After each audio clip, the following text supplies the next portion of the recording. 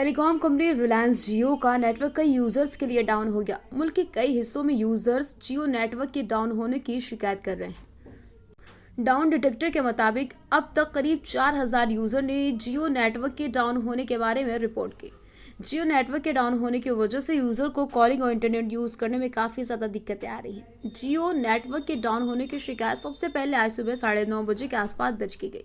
इसके बाद जियो नेटवर्क के डाउन होने की कंप्लेन करने वाले यूजर की तादाद तेजी से बढ़ने लगी। जियो नेटवर्क में आई इस गड़बड़ी की वजह ट्विटर पर भी #जियो डाउन ट्रेंड करने लगा। रिलायंस जियो का ऑफिशियल कस्टमर सपोर्ट हैंडल @जियो केयर नेटवर्क डाउन होने की शिकायतों से भरा पड़ा है। मुल्क के कई हिस्सों में जियो यूजर्स फोन में नेटवर्क न आने की शिकायत कर रहे हैं। जियो के कस्टमर केयर हैंडल से शिकायत करने वाले यूजर को एक ही रिप्लाई किया जा रहा है। आपको हुई असुविधा के लिए हमें खेद है। आपको इंटरनेट यूज करने और कॉल या SMS करने या रिसीव करने में परेशानी हो सकती है। हमारी टीम इस समस्या को जल्द से जल्द दूर करने में लगी है।